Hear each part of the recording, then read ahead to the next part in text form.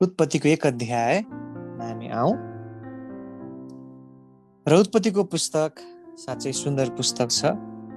हाम्रो बाइबल वचनको जग पुस्तक हो यो। साह्रै महत्त्वपूर्ण शिक्षाहरू यहाँ छन् र साँच्चै परमेश्वर सृष्टिकर्ता हुनुहुन्छ भन्ने कुरा हामीलाई यहाँ प्रष्ट पारिएको छ।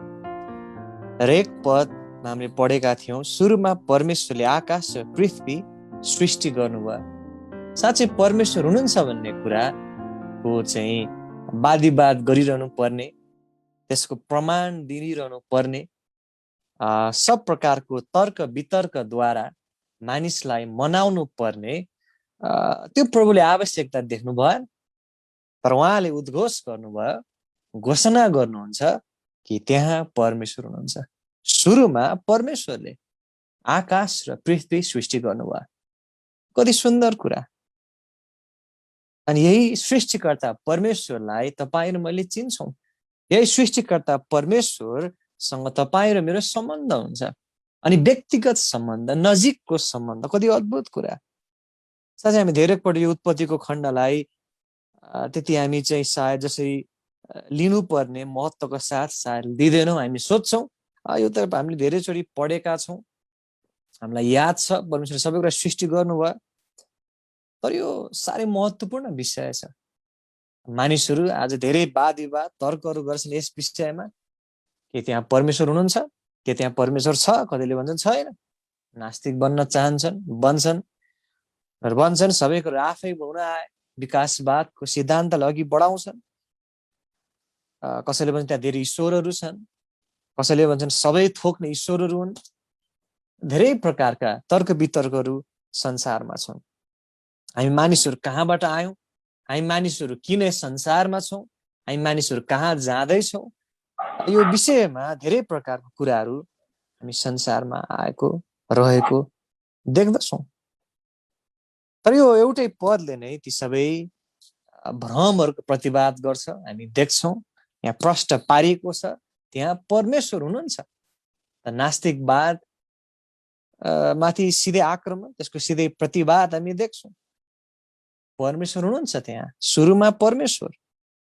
त कसैले भन्न विकासवाद सही हो, सबै कुरो आफसे आफ हुन आए, ठुलो विस्फोट भयो अनि एक कोषबाट क्रमिक रूपमा विकास हुँदै लामो समयमा चाहिँ बहुकोषका जीवहरू हुँदै हुँदै हामी मानिस बन्यौँ। त्यसको पनि सिधैले प्रतिवाद गर्छ। परमेश्वरले सृष्टि गर्नुभयो सबै थोक, ती आफै भएका थिएनन्। कसरी केही पनि नभएको कुराबाट केही बन्न सक्छ। ती वैज्ञानिकहरू, ती विद्वान भन्नेहरू यसले विकासवादमा विश्वास गर्छन्, उनीहरू आफूले त्यो जवाफ दिन सक्दैनन्। विस्फोट भयो अनि सबै कुराहरू त्यहाँबाट हुन आयो भन्छन्, तर त्यो ठुलो विस्फोट हुनलाई पनि त्यहाँ विस्फोट हुने कुराहरू त हुनु पर्यो। ग्रहहरू थियो कि के थियो, दुईटा ठोकियो, विस्फोट भयो होला। त त्यो विस्फोट हुने कुराहरू चाहिँ कहाँबाट आयो त सुरुमा, होइन र? केही नभएको शून्यताबाट आफसे आफ विस्फोट हुने अनि आफसे आफ सबै कुराहरू बन्ने, त्यो त मूर्खतापूर्ण कुरा छ। र सत्यता यो परमेश्वरले सृष्टि गर्नुभयो। परमेश्वरको वचनका सत्यतालाई विश्वास गर्नु, भरोसा गर्नुको भन्दा विकासवादलाई विश्वास गर्नु चाहिँ बढी ठुलो विश्वासको खाँचो पर्छ, होइन र? तर सत्यता सरल छ, सत्यता प्रष्ट छ। परमेश्वरले आकाश र पृथ्वी सृष्टि गर्नु उहाँले बनाउनु भयो। त त्यहाँ एक मात्र परमेश्वर हुनुहुन्छ, धेरै ईश्वरहरू छैन। सबै थोक ईश्वर होइन, सूर्य ईश्वर, खोला नदी ईश्वर होइन, परमेश्वर एक मात्र हुनुहुन्छ जसले आकाश र पृथ्वी सृष्टि गर्नुभयो। अनि यो पदले अझै हामीलाई प्रष्ट पारेको छ कि उहाँ सृष्टिकर्ता हो। उहाँको सामर्थ्य, उहाँको शक्तिलाई यहाँ प्रकट गरिएको छ। यति महान, यति अद्भुत परमेश्वर उहाँ हुनुहुन्छ कि सब थोक उहाँले सृष्टि गर्नुभयो। जब हामी सृष्टिका कुरालाई यसो हेर्छौँ, पहाड, नदी, नाला अनि हाम्रो आँखाले देख्ने कुराहरूलाई मात्रै विचार गर्दा पनि कति अद्भुत छ। हाम्रो शरीरको अङ्ग प्रत्यङ्ग कसरी मिलेको छ, कसरी कोष मिलेर कार्य गर्छ, त्यो पत्ता लगाउन हामी सक्दैनौँ। त अझै आँखाले नदेख्ने कुरा त्यहाँ धेरै छन्। जुन चाहिँ माइक्रोस्कोपले हेर्नुपर्छ, जुन कुरा हामी चाहिँ अझै कति कुरा बुझ्न सक्दैनौँ, जान्न सक्दैनौँ। अद्भुत सृष्टि उहाँले गर्नुभयो। त कति महान, कति बुद्धिमान, कति सामर्थ्य उहाँ हुनुहुन्छ। जब हामी उत्पत्ति 1 अध्यायमा आउँछौँ, परमेश्वरको सामर्थ्य अद्भुत ढङ्गले प्रकट भएको छ। अनि आज तपाईँ र म यही गर्दैछौँ। सबै परिस्थितिहरू जटिल भइरहँदा, कठिनाइहरू छन्, संसारमा हर प्रकारको अवस्था आइरहँदा, लडाई झगडा महामारी भइरहँदा हामी हाम्रो आँखा परमेश्वरमाथि लगाउँछौँ, उसको वचनमा आउँछौँ, उसको वचनद्वारा हामी परमेश्वरलाई हेर्छौँ। परमेश्वर जसले सारा आकाश पृथ्वी सब थोक सृष्टि गर्नुभयो, आज उहाँको सामर्थ्यमा कुनै कमी आएको छैन। उहाँ त्यही परमेश्वर हुनुहुन्छ जसले सुरुमा सबै थोक सृष्टि गर्नुभयो। कति अद्भुत कुरा, उहाँको सामर्थ्य प्रकट भएको छ, उहाँको बुद्धि प्रकट भएको छ। तर त्यति मात्र होइन, उहाँ सब थोकको मालिक हुनुहुन्छ भन्ने कुरा प्रकट भएको छ। उहाँको प्रभुत्व, सबै कुरा उहाँले बनाउनु भएको हुनाले हरेक कुराको प्रभु, हरेक व्यक्तिको प्रभु, मालिक उहाँ हुनुहुन्छ। सार्वभौम परमेश्वर, मालिक, प्रभु, कति अद्भुत कुरा। अनि यही महान परमेश्वरलाई तपाईँ र म आज हामी चिन्छौँ, उहाँको आदर महिमा प्रशंसा गर्छौँ, उहाँसँग व्यक्तिगत सम्बन्ध हामीले राख्न पाएका छौँ। त उहाँले सृष्टि गर्नुभयो। जब हामीले पढ्छौँ 2 पददेखि हेर्दै जाँदा देख्छौँ कि अब यहाँ वर्णन दिएको छ, सृष्टिको वर्णन, कि कसरी उहाँले सबै कुरा अद्भुत ढङ्गले सृष्टि गर्नुभयो।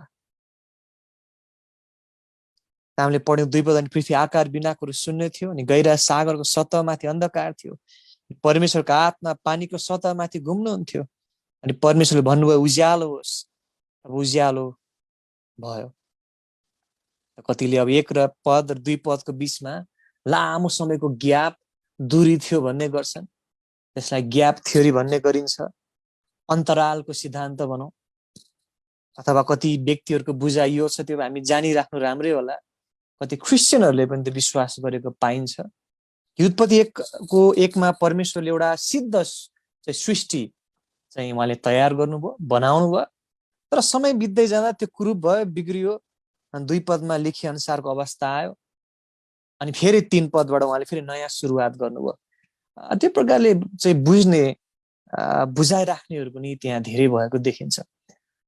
तर त्यो गलत बुझाइ भएको हामी देख्छौँ, त्यो सही भएको पाउँदैनौँ। हामीलाई प्रश्न पारिएको छ, परमेश्वरले 6 अक्षरश दिन, 24 घण्टा भएको दिनमा सब कुरा सृष्टि गर्नुभयो।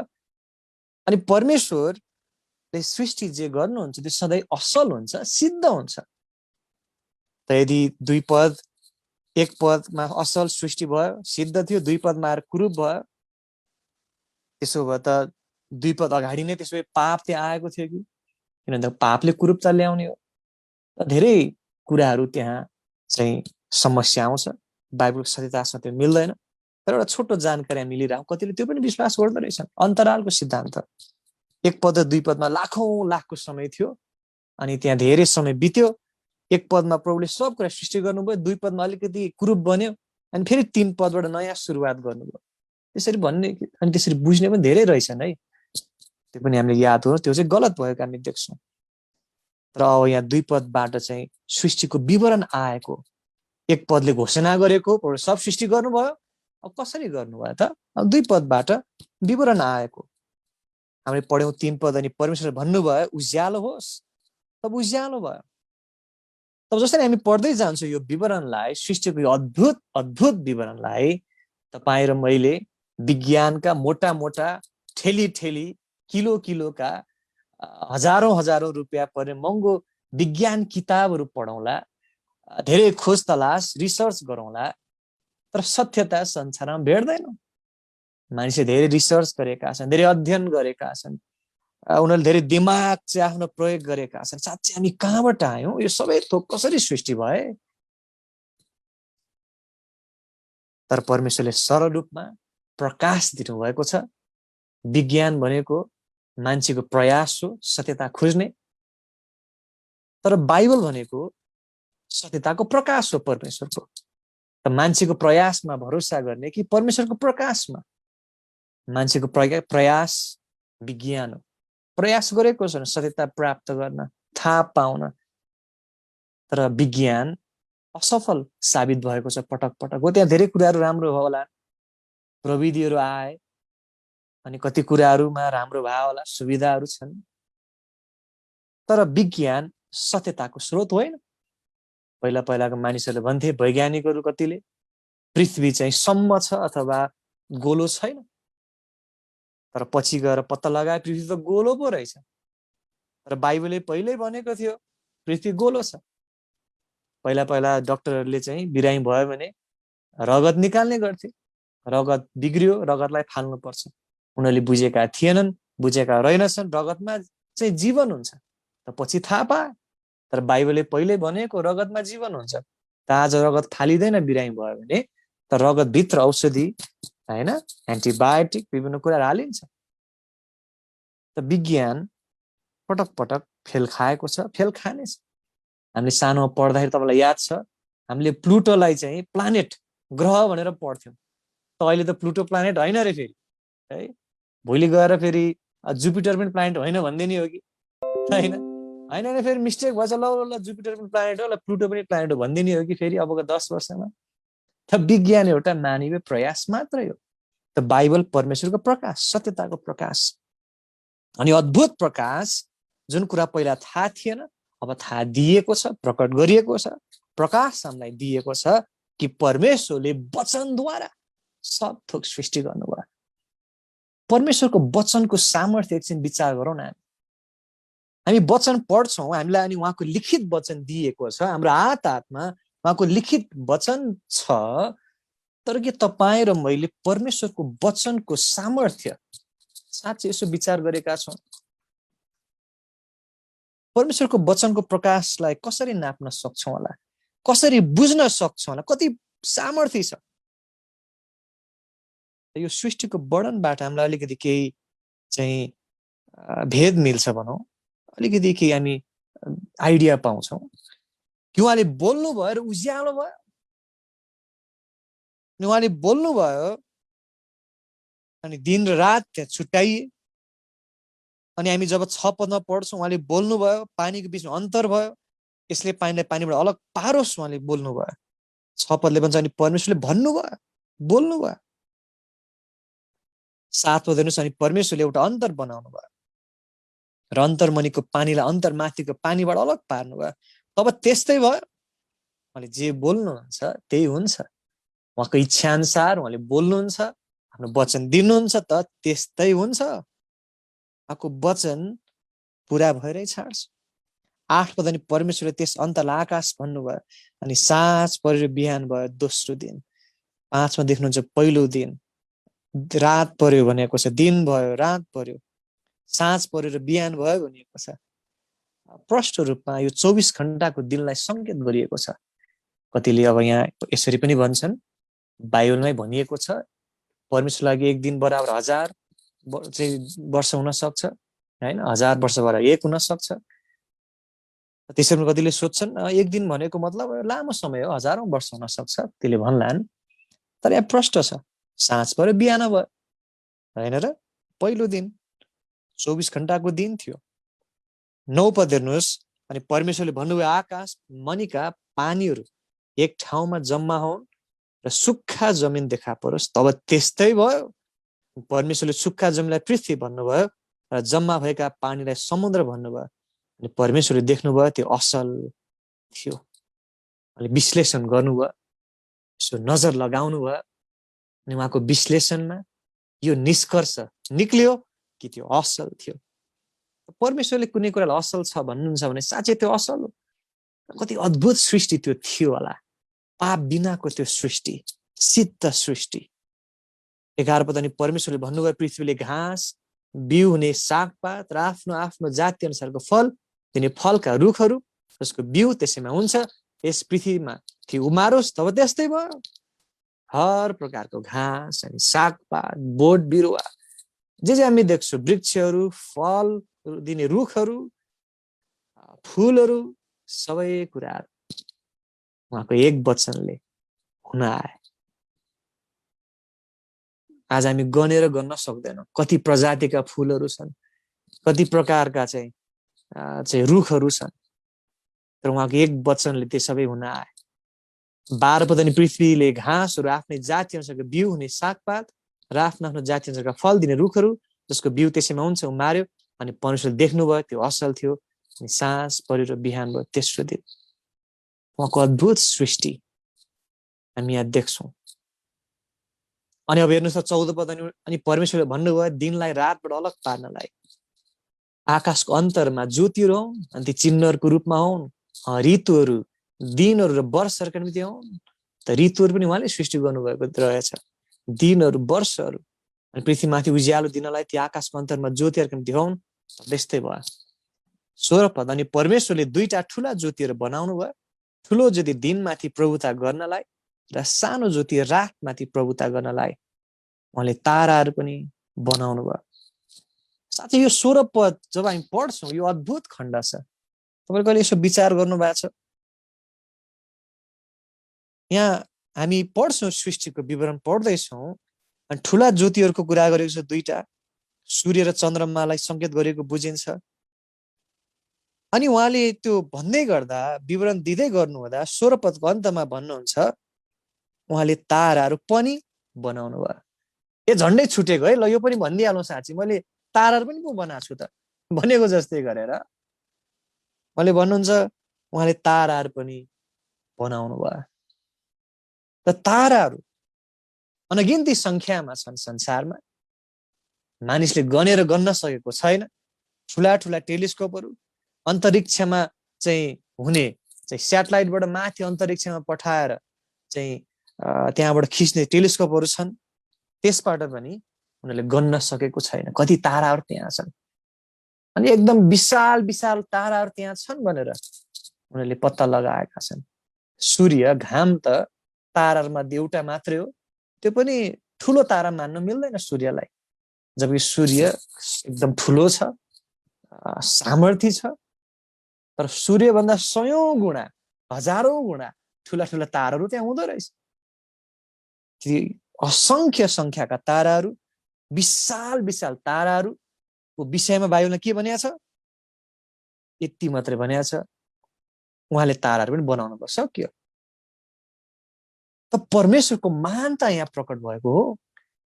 यी तारा हामीलाई कति अद्भुत छ। ताराको कुरा छोडिदिउँ, यही पृथ्वी हामीलाई कति अद्भुत छ। यही पृथ्वीको सब ठाउँ हामी पुग्न सकेका छैन।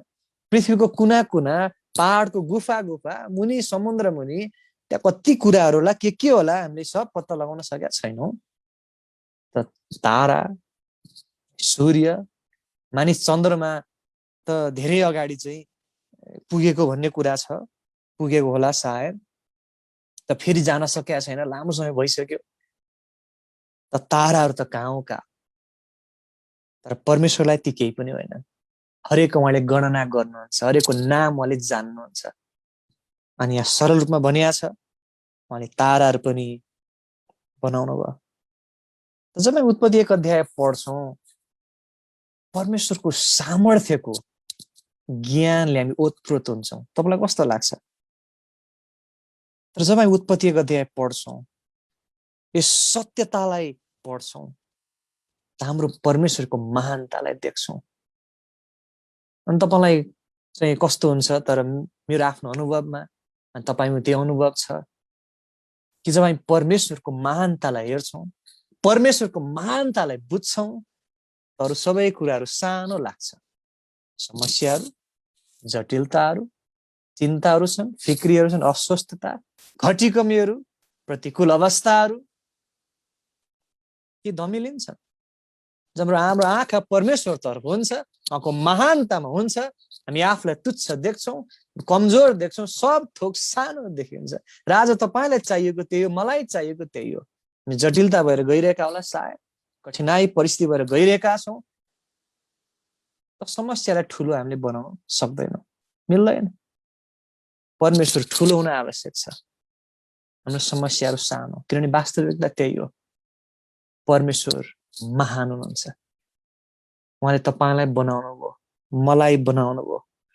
यो अद्भुत सृष्टि जहाँ हामी जिउँछौँ, सब थोक सृष्टि गर्नुभयो। तपाईँको जीवनमा जति समस्याहरू छन्, मेरो जीवन जति समस्या, चिन्ता, पीर फिक्रीहरू छन् तीभन्दा धेरै धेरै गुणा महान परमेश्वर हुनुहुन्छ। उहाँले आफ्नो वचनले, बोलीले सब थोक सृष्टि गर्नुभयो कि उहाँले तपाईँलाई मलाई सहायता गर्न सक्नुहुन्न होला र? साँच्चै परमेश्वरको महानता कति अद्भुत छ, यसले हामीलाई सान्त्वना दिन्छ। 20 पदबाट हामी हेरौँ, अनि परमेश्वरले भन्नुभयो पानी चलफिर गर्ने जीवित प्राणीहरूले प्रशस्त गरी भरियोस्, अनि पृथ्वीमाथि आकाशको खुला अन्तरमा चाहिँ पन्छीहरू उडुन्। सक्यो। 20 पद, लामो पद छैन, छोटो पद, तर त्यसमा सब कुरा समेटिएको छ। समुद्रमा हुने, पानीमा हुने सब माछाहरू, सब प्रकारका जीवहरू, अनि आकाशमा उड्ने सबै पन्छीहरू। अनि वचन बोल्नुभयो, सकियो, सब हुन आए। परमेश्वरको वचनको सामर्थ्य कति अद्भुत। 21 पद, परमेश्वर ठुला ठुला जलजन्तुहरू, चलफिर गर्ने सबै जीवित प्राणीहरू सृष्टि गर्नुभयो, जसले आफ्नो आफ्नो जाति अनुसार पानीलाई प्रशस्त गरी भरिदिए। अनि उहाँले आफ्नो आफ्नो जाति अनुसारको सबै पखेटा भएका पन्छीहरू पनि सृष्टि गर्नुभयो। परमेश्वरले देख्नुभयो त्यो असल थियो। अनि परमेश्वर तिनीहरूलाई यसो भनेर आशिष दिनुभयो, फल्दै फुल्दै र बढ्दै जाओ र समुद्रको पानीलाई भरिदियो, अनि पृथ्वीमा पन्छीहरू बढ्दै जाउन्। अनि साँझ परेर बिहान भयो 5औं दिन। कति अद्भुत कुरा। अनि त्यसरी 24 पद 25 पद हामी देख्छौँ, उहाँले पशुहरू पनि, घरेलु पशुहरू, वन पशुहरू, सबै प्रकारका कुरा सृष्टि गर्नुभयो। अब हामी 26 पदमा आउँ, अनि परमेश्वरले भन्नुभयो हामी मानिसलाई हाम्रै स्वरूपमा, हाम्रै समानतामा बनाऊ, र तिनीहरूले समुद्रका माछामाथि, आकाशका पन्छीहरूमाथि र घरेलु पशुमाथि, साथै सारा पृथ्वीमाथि र पृथ्वीमाथि घस्रने हरेक घस्रने जन्तुमाथि अधिकार राखुन्। त बाइबलकै यस पहिलो खण्ड हो जहाँ हामी तपाईँ र मेरो, हाम्रो अस्तित्वको उद्देश्य, अस्तित्वको सुरुवात पाउँदछौँ। 26 पद, त्यसैले तपाईँ र मेरो लागि विशेष छ यो पद। पहिलो पटक 26 पदमा तपाईँ र मेरो इतिहास यहाँ आएको छ। अनि कति सुन्दर इतिहास। विकासवादले भनेको जस्तै हामी यो चान्स अथवा भाग्यवश संसारमा आएका होइनौँ, तर परमेश्वर स्वयंले अद्भुत रूपमा महान उद्देश्यको लागि हामीलाई सृष्टि गर्नुभएको हो। उहाँकै स्वरूपमा भनिएको छ। भौतिक स्वरूपको कुरा गरिएको होइन, उहाँ आत्मा हुनुहुन्छ, तर उहाँसँग हामी संगति गर्न सक्छौँ। उहाँ जस्तै कि हदमा विचार गर्न सक्ने क्षमता, इच्छा शक्ति भएको, अनि यस पृथ्वीमाथि प्रभुत्व राख्नलाई उहाँले बनाउनु भयो। 27 पद, अनि परमेश्वरले मानिसलाई आफ्नै स्वरूपमा सृष्टि गर्नुभयो, अनि तिनलाई परमेश्वरको स्वरूपमा सृष्टि गर्नुभयो। 3 चोटि यो 2टा पदमा दोहोऱ्याइएको छ, उहाँको स्वरूपमा। यसको मतलब हामी परमेश्वर बनाइयौँ त्यो होइन। यसको मतलब परमेश्वर पनि हामी जस्तै आँखा, नाक, मुख भएको हुनुहुन्छ त्यो होइन। तर त्यहाँ केही समानता छ, नैतिक रूपमा केही समानताहरू छ, विशेष गरी आत्मिक रूपमा समानता छ। हामी परमेश्वरसँग संगति गर्न सक्छौँ। उहाँले तिनलाई परमेश्वरको स्वरूपमा सृष्टि गर्नुभयो, उहाँले तिनीहरूलाई नर र नारी गरेर सृष्टि गर्नुभयो। आज मानिसहरू धेरै अन्यलतामा छन्। संसारमा आज कति लिङ्ग छ? पहिला पनि हामीले सुन्थ्यौँ, तपाईँले सुन्नुभयो होला, पुरुष र महिला। तर आज त कति अनगिन्ती छ है। तपाईँले यसो गर्ने प्रयास गर्नुभएको छ, गुगल गर्नुभएको छ, कति हो लेटेस्ट नम्बर अनुसार कति 80, 90 कि 100 हो लिङ्गहरू छ अरे संसारमा है। सुन्दै हाँस उठ्छ हामीलाई। के थरी हो थाहा छैन, तर प्रभुले भन्नुभयो प्रष्ट रूपमा नर र नारी, पुरुष महिला। कति सरल छ। तर संसार चाहिँ झन् बुद्धिमान छु भन्दै झन् मूर्ख भन्दैछ, अन्यलतामा हराएको छ। कति लिङ्ग थाहा छैन कसैलाई। कतिले यतिसम्म भन्छन् आज तिमी जे मन लाग्छ तिमी त्यही भन।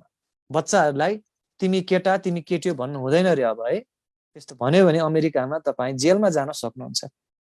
अमेरिका कति राज्यमा कानुन बनाएको छ, छोराछोरीलाई ऊ आफै ठुलो हुन्छ, ठुलो भएपछि उसले आफ्नै ऊ केटा हो कि केटी हो उसले निर्णय गर्न पाउनुपर्छ।